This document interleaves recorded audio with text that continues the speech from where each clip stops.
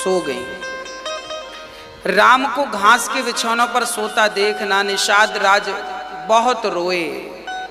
निषाद राज जी रोने लग गए, मेरे राम इतने सुकुमार हैं। राम कहा जाता है सीता इतनी कोमल हैं कि जब वो अयोध्या आई ना तो कौशल्या माँ ने कमल के पुष्प की पंखुड़ी और पराग बिछा रखा था सीता के स्वागत में। तभी सीता जब आई तो उनके पांव में एक पंखुड़ी चुभ गई। सीता जी के मुंह से आवाज निकली। कौशल्या बोली, बेटी क्या हुआ? तब सीता ने कहा, मां कुछ नहीं, पांव में पंखुड़ी चुभ गई। पांव में पंखुड़ी कौन सी? बोले गुलाब की पंखुड़ी चुभ गई। जिन सीता मां के पांव में गुलाब की पंखुड़ी भी चुभ जाती थी, आज उन सीता मैया को भी जंगल में आना पड़ा और बिस्तर घास का मिल रहा है। पता नहीं समय कौन सा आ जाए, किसका आ जाए, कब आ जाए। इसलिए हमें कभी समय का दुरुपयोग नहीं करना चाहिए। कहते हैं पुरुष बली नहीं होत है, समय होत बलवान। भीलन गोपी लूट लई, वही अर्जुन वही वान। समय समय पर होता है, समय समय की बात। राम जन्म का दिन बड़ा और कृष्ण जन्म की रात। हाँ, इसलिए कहते हैं कि आप अपने आप को हर समय के अनुकूल बना लीजिएगा। यहां पर हम आपको छोटी सी ये शिक्षा जरूर आपको देना चाहेंगे कि आप अपनी बेटी को सारा काम करना सिखा दीजिए। आपकी बेटी कल को पराए घर जाएगी, जरूरी छोड़ी है भाई। माँ बाप तो चाहते हैं कि मैं अच्छे घर पे विवाह करूंगा। तो जनक जी ने भी कौन से बुरे घर में विवाह किया?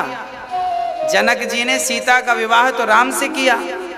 राम तो अच्छे थे और अयोध्या में कमी नहीं थी, पर समय फिर भी बन पड़ा और जंगल जाना पड़ा। तो जीवन में कब दुख के पहाड़ टूट आवे, इसके लिए हमें हर हाल में जीने की आदत डाल लेनी चाहिए। अपनी बेटियों को आप तपाइए, अपने बच्चों को।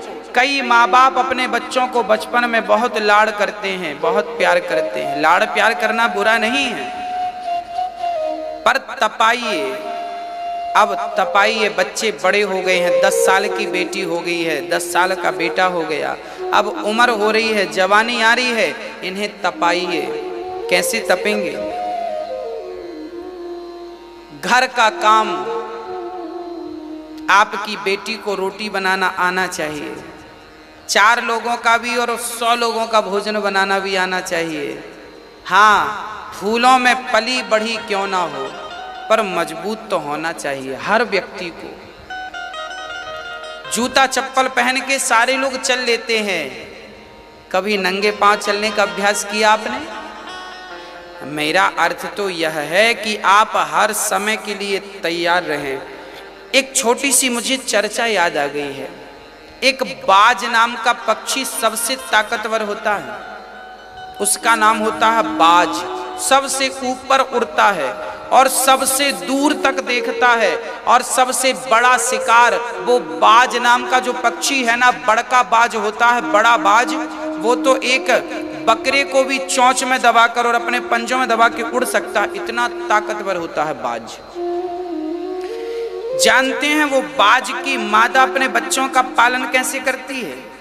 जब बाज की मादा अंडे देती है ना, तो घोंसला वो बबूल के कांटे लाती है। बाज की मादा बबूल के कांटे लाती है, कांटे के ऊपर हल्की सी घास रखती है और वहां अंडा देती है। और जब बच्चे थोड़ा बड़े हो जाते हैं ना, अंडे से निकल आते हैं छोटे बच्चे, तब वो घास को चोंच से निकाल देती है, केवल कांटे कांटे बचते हैं। उन कांटों में उसके बच्चे रहते हैं। किसी ने उससे कहा, क्यों बाज, क्यों, कैसी निर्दयी माँ है तू, अपने बच्चों को ऐसे कौन पालता है? कांटे चुभ रहे हैं बच्चों को, अरे घास पड़ी थी निकाल क्यों दिया? और घास का भी तो तू घोंसला बना सकती थी ना। तब उस बाज ने जवाब दिया, उस बाज ने कहा देखो, यदि मैं अपने बच्चों को घास में पालूंगी ना तो कल इनका कोई भी शिकार कर लेगा, और कांटों में पालूंगी ना तो ये सुरक्षित रहेंगे, बड़ी सी बड़ी आंधी को भी सहन करके ये जिंदा रहेंगे, क्योंकि ये दुखों में पले बढ़े हैं। इसलिए हर माहौल में अपने आप को तैयार रख लेंगे। ऊंचाई पर इसलिए उड़ते हैं क्योंकि बचपन से उनकी माँ ने कांटों में पलाया, वो कहीं भी दौड़ जाए, कहीं भी शिकार कहीं से भी ढूंढ लें और कितनी ऊपर उड़ते। सबसे ताकतवर इसलिए है क्योंकि उसका पालन माँ अलग प्रकार से करती है। माँ चाहे तो बच्चे को कुछ भी बना दे, इसलिए संस्कार के बीज तो माँ बाप से ही बच्चों के हृदय तक पहुंचते हैं, इसलिए संस्कार जरूरी है। जब निषाद राज रोने लग गए तब श्री लक्ष्मण जी कह रहे हैं, को ना काहू को सुख दुख कर दाता, निज कृत कर्म भोग सब भ्राता। राम जी सो रहे हैं, सीता जी सो रही हैं, लक्ष्मण जी जाग रहे हैं, और लक्ष्मण जी निषाद से कह रहे हैं, निषाद रोना मत, को किसी को सुख। लक्ष्मण जी, यहाँ लक्ष्मण के उपदेश को लक्ष्मण गीता कही गई है। लक्ष्मण कितना बढ़िया उपदेश कर रहे हैं, आप जरा समझिएगा। आप लोग भी कई बार परेशान हो जाते हैं, हम तो इतने सुखी थे, इतने दुखी क्यों हो गए, हमारे पास तो ये था, ऐसा नहीं है, ये था, वो नहीं है। लक्ष्मण जी कह रहे हैं, को ना काहू को सुख दुख कर दाता, निज कृत कर्म भोग सब भ्राता। कोई किसी को सुख नहीं देता, कोई किसी को दुख नहीं देता, ये अपने कर्मों का फल हमें भोगना पड़ता। तो क्या राम के कर्म ऐसे थे? लक्ष्मण जी का ये उद्देश्य है?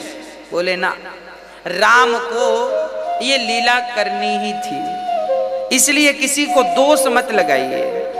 हर प्राणी अपने ही कर्मों के कारण सुख और दुख पाता है। जब आपके जीवन में बहुत सुख आए तो समझ लेना आपने कोई पुण्य किया होगा जिसका परिणाम आज आपको मिल रहा है, और जीवन में जब दुख आए तो समझ लेना जीवन में कोई पाप हुआ होगा जिसका प्रतिफल आज हमें मिल रहा है। हम किसी को दोषी ना ठहराएं कि उसके कारण मिला या उसके कारण मिला, को ना काहू को सुख दुख कर दाता। एक माँ, एक स्त्री थी, वो अपने गुरु के पास जाती थी, उसका पति उसे मारता था। वो गुरु के पास दौड़ी दौड़ी गई, गुरुजी आज पति ने मारा है। गुरुजी ने कहा खाना दिया? दिया। गुरुजी बोले वापस जाओ। दूसरे दिन फिर दौड़ी दौड़ी, गुरुजी आज पति ने बहुत मारा। गुरुजी ने कहा खाना दिया? दिया, जाओ। तीसरे दिन फिर आई, गुरुजी बहुत मारा। गुरुजी ने कहा खाना दिया? उसने कहा दिया है महाराज, खाना रोज देता है, पर ये बताओ कि मारा क्यों उसने?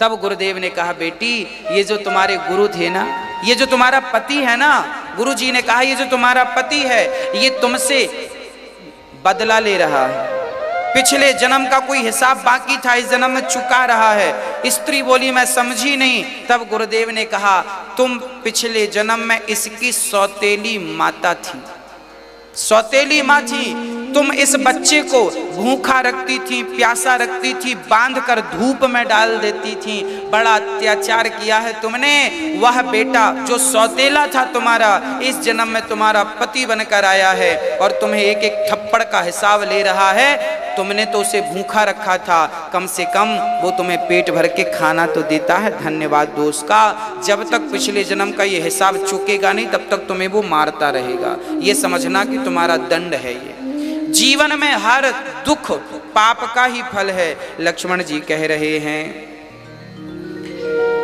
जन्म मरण जहां लगी जग जालू, संपत्ति विपत्ति करम अरु कालू, धरन धाम धनपुर परिवारू, सरगु नरक जहां लगी व्यवहारू। ये संसार में तुम जो देख रहे हो, स्वर्ग है, नरक है, सुख है, दुख है, पति है, पत्नी है, परिवार है, ये सब पिछले जन्म का हिसाब किताब लोग यहाँ चुकाने आते हैं, और जिसका जब चुक जाते हैं, जैसे सपने में हम कई बार राजा बन जाते हैं, सपने में भिखारी बन जाते हैं, तो सपने का बना राजा और सपने का बना भिखारी सत्य थोड़ी है। ऐसे ही ये संसार में आज हम बड़े हैं या हम छोटे हैं, आज हम अमीर हैं या हम गरीब हैं, ना तो हमारी अमीरी ही सत्य है, ना तो हमारी गरीबी ही सत्य है। ना अमीरी किसी के साथ जानी है, ना गरीबी किसी के साथ जानी है। अच्छा बुरा इंसान का किया हुआ कर्म, अच्छा पुण्य अच्छा पाप उसके संग जाता है। इसलिए कोशिश कर लीजिए जब तक जिंदा हैं, किसी का दिल ना दुखाइए, किसी को सताइए मत, बाकी फिर आगे जो होगा सब देख लेंगे। आप अपने मति गति के अनुसार किसी का बुरा मत कीजिएगा। तब लक्ष्मण जी ने कहा, धर्म न दूसर सत्य समाना, आगम निगम पुराण बखाना। लक्ष्मण जी ने कहा, निषाद राज जी, होता क्या है, राम जी अपने पिता की माता की आज्ञा का पालन करने आए हैं, और पिता की आज्ञा का, माता की आज्ञा का पालन करना पुत्र का परम कर्तव्य है। और जब आप धर्म के मार्ग पर चलेंगे तो थोड़ा सा कष्ट तो उठाना पड़ेगा। हाँ, थोड़ा सा कष्ट उठाना पड़ेगा, पर उस कष्ट के बाद जो सुख है, जो सुकून है, अरे राम वनवास ना जाते तो राम को मर्यादा पुरुषोत्तम कहकर कौन बुलाता। राम तो तपने के लिए आए हैं वनवास, और तप करके जाएंगे वनवास से आगे। सुबह हुई, राम लक्ष्मण राम सीता उठे हैं, स्नान ध्यान किया है और आगे की यात्रा चालू करते हैं। आगे कहाँ जाना है, आगे नदी पार करना है। केवट वहां पर था। अब राम जी सुमंत्र जी से कह रहे हैं, सुमंत्र जी आप एक काम करिए कि आप जाइए, आप रथ ले जाइए वापिस जा। अब जैसी सुमंत्र जी रथ वापिस ले जाने लगे ना, तो रथ में जो घोड़े लगे थे, उन घोड़ों की हालत गोस्वामी जी लिख रहे हैं। जासु वियोग विकल पशु ऐसे, प्रजा मातु पितु जी हैं कैसे। बरवस राम सुमंत्र पठाए, सुर सरि तीर आप तब आए। राम जी ने अब सुमंत्र जी से हाथ जोड़कर कहा, आप जाइए और पिता को समझाइए कि वो रोए ना, मैं वापस आऊंगा। सुमंत्र जी वापस जा रहे हैं, पर घोड़े तैयार नहीं हैं। अरे राम के वियोग में घोड़ों की ये हालत थी कि घोड़े मुड़ने को तैयार नहीं, घोड़ों की आंखों से झरझर आंसू निकल रहे थे। जिनके वियोग में घोड़ों की ये हालत थी, उनके वियोग में उनके माता पिता की क्या हालत रही होगी, ना मैं अपनी वाणी से सुना सकता हूँ। आप महसूस करिए, एक भाव बनाइए कि कितना अपार दुख रहा होगा, हाँ कितना कष्ट रहा होगा। माँ को, पिता को जब राम वनवास आए, वो घोड़े जो रथ पर जुते थे वो मुड़ने को तैयार नहीं है। राम के लिए बस राम की तरफ निहार रहे, देख रहे हैं, और बार बार हिन हिना कर राम जी को देखते हैं, जबरदस्ती मोड़ रहे हैं उन्हें। तब गंगा के किनारे आए और राम जी ने केवट को आवाज लगाई, मांगी नाव ना केवट आना, कहीं तुम्हारे मरम में जाना। मांगी नाव, क्या कहा राम जी ने, भैया केवट, ओ केवट यहां आओ। केवट को राम ने बुलाए, नाव लाओ, मांगी नाव। केवट बोला ना, मैं नहीं आऊंगा। केवट अपनी कुटिया से बात कर रहा, राम जी आवाज लगा रहे, केवट आओ, नाव लाओ। ऊपर से केवट कह रहा दूर से, ना मैं नहीं आने वाला। क्यों नहीं आओगे, मैं आपके मर्म को जान रहा हूं। कौन सा मर्म जान रहा है? राम जी ने पूछा, यहां तो आ। आया केवट। क्या है सरकार, कौन सा मर्म जानते हो तुम? केवट ने कहा, छुअत सिला भई नारी सुहाई, पाहन तेना काठ कठिनाई। आपके चरणों की रज गिरी थी और जैसे चरणों को छूता तो शेषनाग भगवान फुसकारते, जोर से फुसकारते तो वो कछुआ भाग जाता, फिर आता पानी के भीतर भीतर, फिर मुंह उठाता और नारायण जी के चरणों को छूता, टच करता, स्पर्श करता। फिर शेषनाग भगवान ने फुसकारा, फिर भागा, फिर आया। अब की बार तो इतना जोर का फुसकारा कि डर के मारे उसके प्राण ही निकल गए। पर मरने के पहले उस कछुए ने भगवान नारायण की तरफ देखकर कहा, प्रभु क्या आपके चरण स्पर्श करने का अवसर नहीं मिलेगा? तब भगवान ने कहा, अगले जन्म में तुम केवट बन के आना और जी भर के मेरे चरणों को धोना, इस जन्म की अभिलाषा तुम्हारे अगले जन्म में पूरी होगी। वही कछुआ इस जन्म में केवट बना है। और केवट आज कहता है कि प्रभु जब तक आपके चरण नहीं धोता तब तक मैं आपको पार नहीं लगाऊंगा, क्योंकि यही प्रतिपालूं सब परिवारों, नहीं जानाऊं कछु और कवा। केवट कहता मैं कोई काम धाम जानता नहीं हूं और मेरी नाव एक ही है, और नारी बन गई तो फिर पैसे नहीं है कि मैं दूसरी नाव ले आऊं। इसलिए प्रभु आपसे प्रार्थना है कि आपके पद पखारन चाहूं, जो प्रभु पार अवसिगा चाहूं, मोहि पद पदुम पखारन कहूं। पद कमल धोई चढ़ाई नाथ ना कछु उतराई चाहो, पद कमल धोए चढ़ाई नावना नाथ उतराई चाहो, मोहि राम राउर आन दशरथ सपत सब साझी का, पाल पारे उतारे हो। केवट कहता है सरकार जब तक मैं आपके चरण धूल नहीं लेता तब तक मैं आपके पिता दशरथ जी की सौगंध खाता हूँ, आपको पार नहीं लगाऊंगा। अब लक्ष्मण जी को बड़ा गुस्सा आया, जब से खड़ा है बात मान नहीं रहा है और खा किसकी सौगंध रहा है। केवट कहता है मैं आपके पिता की सौगंध खाता हूँ, बिना चरण धोए पार नहीं लगाऊंगा। लक्ष्मण जी ने बोले क्यों, मेरे पिता की क्यों खाता, अपने बाप की क्यों नहीं खाता सौगंध? तो केवट बोला, तब लक्ष्मण जी बोले सुनो मेरे पिता की सौगंध मत खाना। लक्ष्मण जी ने बाण निकाले, धनुष मारा, तब मैं कह दूंगा कि मैं तो रघुनाथ जी के पांव धोना चाहता था और ये लक्ष्मण जी ने मार दिया।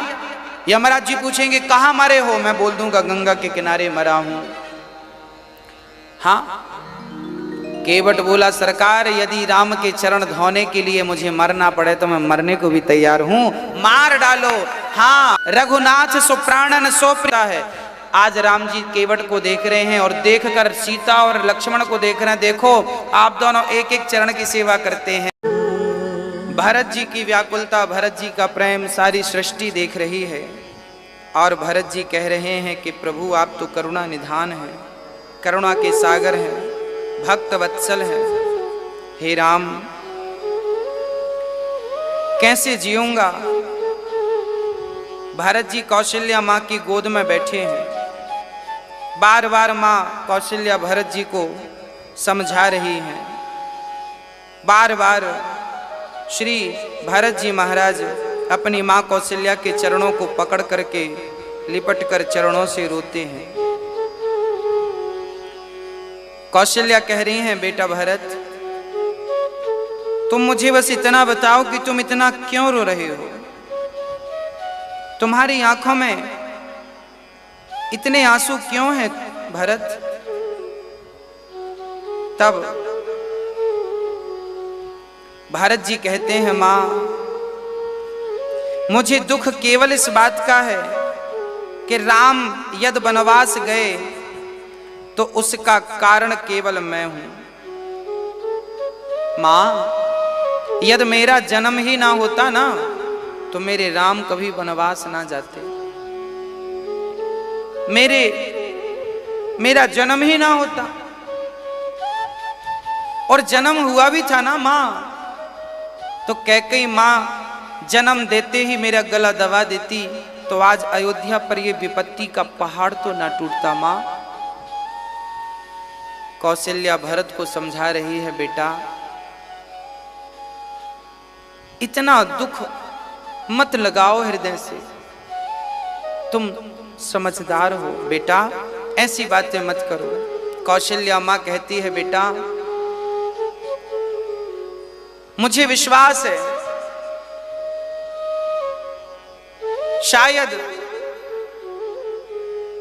शायद समुद्र के पानी, सारे संसार में पानी भर जाने से भी शायद संसार ना डूबे। कौशल्या मां कह रही हैं, बेटा शायद सूर्य भगवान के निकलने से भी प्रकाश ना हो सकता है कि सूर्य आ गए हो फिर भी प्रकाश ना हो सकता है। कौशल्या मां कह रही हैं कि सूर्य निकल आए फिर भी प्रकाश ना हो, ये हो सकता है, पर मेरे भरत के अंदर राम के प्रति कपट हो, ऐसा नहीं हो सकता। मेरे भरत, तेरा प्रेम बड़ा निश्चल है। भरत अब गुरुदेव के पास बैठे हैं, सभा लगी है। जानते हैं गुरुदेव क्या कह रहे हैं? सारी नगरी टुकुर टुकुर भरत की तरफ देख रही है। अब भरत जो निर्णय लेंगे वही निर्णय सर्वमान्य होगा। तब गुरु वशिष्ठ जी पर छोड़ा गया, गुरुदेव आप ही कहें। तब भरत जी ने कहा, तब श्री गुरु वशिष्ठ जी ने कहा कि देखो भरत, आपके पिता की आज्ञा का पालन करना आपका परम कर्तव्य है। एक भाई श्री राम पिता की आज्ञा मानकर वन चले गए, अब तुम पिता की दूसरी आज्ञा का पालन करके और सिंहासन को स्वीकार कर लो। तब गुरुदेव ने भरत जी से कहा, तब भरत ने कहा कि गुरुदेव एक बात बताओ, क्या कोई स्त्री वस्त्र के बिना पूरा श्रृंगार कर ले तो क्या उस स्त्री की शोभा होगी? गुरुदेव ने कहा नहीं। भरत जी ने कहा, गुरुदेव सुंदर सा शरीर पड़ा है पर उसमें आत्मा ना हो तो क्या उस सुंदर शरीर की शोभा होगी? गुरुदेव ने कहा नहीं। भरत जी ने कहा कि किसी के अंदर वैराग्य ना हो और उसे तुम ब्रह्म की बातें करो तो क्या उन बातों का उस पर कोई असर होगा, प्रभाव होगा? गुरुदेव ने कहा बिल्कुल नहीं। तब भरत जी ने कहा, प्रभु फिर तो भरत की आत्मा चित्रकूट में है, अकेला भरत तो यहाँ मुर्दे की तरह है। मैं राजा बन भी जाऊंगा तो क्या आप मुर्दे को राज तिलक कर देंगे? ये भरत की आत्मा तो रघुनाथ है जो कि चित्रकूट में है और मैं राजा बन जाऊं, क्या ये शोभा होगा? गुरुदेव, जब मेरी मां ने दशरथ जी से वचन मांगे कि 2 वचन पूरे कीजिए, तो गुरुदेव आपने ये क्यों नहीं कहा मेरे पिता से, ये क्यों नहीं कहा कैकेयी मां से कि पहला वाला वचन पूरा होगा? कैकेयी ने पहला वचन क्या मांगा था? भारत को राज्य तिलक, राम को वनवास तो दूसरे नंबर का वरदान मांगा था कैकेयी ने। भरत जी ने कहा कि आपने गुरुदेव मेरी मां से ये क्यों नहीं कहा कि कैकेयी पहले तुम्हारा पहला वरदान पूरा होगा, पहला वचन पूरा होगा, बाद में तुम्हारा दूसरा वचन पूरा होगा? पर गुरुदेव आपके होते हुए पहले दूसरा वचन पूरा हो गया। जब दूसरा वचन पूरा हो गया तो पहले वचन को पहले पूरा क्यों नहीं किया? गुरुदेव यदि मैं आ गया होता ना, तो मैं आ गया होता, यदि मेरे पहले वचन को मां ने मुझे राजा बनने का सोचा था ना, यदि मुझे समय से बुला लिया होता तो मैं आकर के राजा बन जाता गुरुदेव, और राजा बन करके तुरंत मैं आदेश करता कि मेरे रघुनाथ वनवास नहीं जाएंगे, मैं राजा बन करके, मैं उतर करके राम को अपने आसन पर बिठा के राम का राज्य तिलक कर देता, माँ का वचन पूरा हो जाता गुरुदेव। पर आपने तब क्यों नहीं मुझे बुलावा भेजा?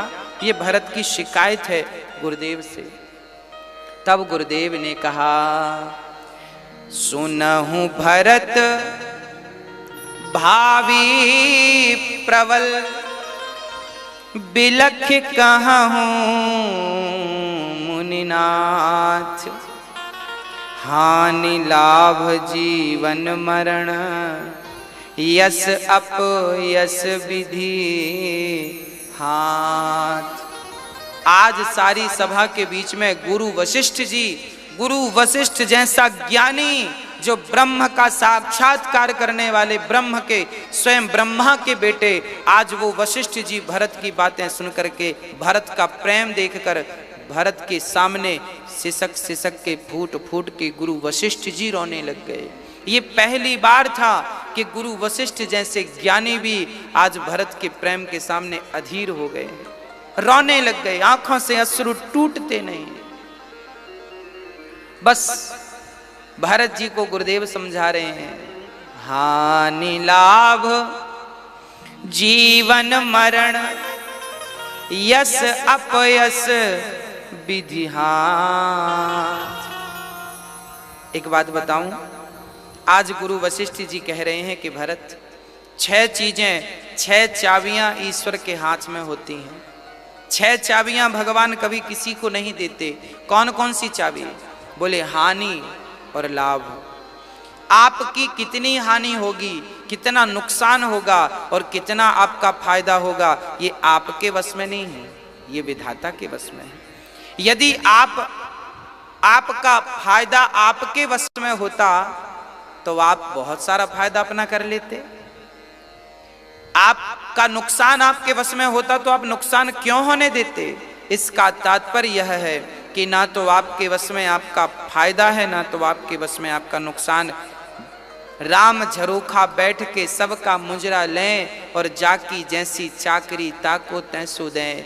जैसे वैश्या मुजरा करती है और देखने वाले लोग उसके मुजरे के अनुसार उसे देते रहते हैं, उसी प्रकार हम सांसारिक प्राणी भी अपने घर गृहस्थी के कामों में ये जो नाच रहे हैं, काम कर रहे हैं, हम सभी मुजरा कर रहे हैं। और हमारे मुजरे को, अर्थात हम जो कार्य कर रहे हैं भागा दौड़ी, हमारे मुजरे को मेरे रघुनाथ जी देख रहे हैं। और जिसकी जितनी मेहनत होती है ना, उस प्रकार का धन परमात्मा उसे देते हैं।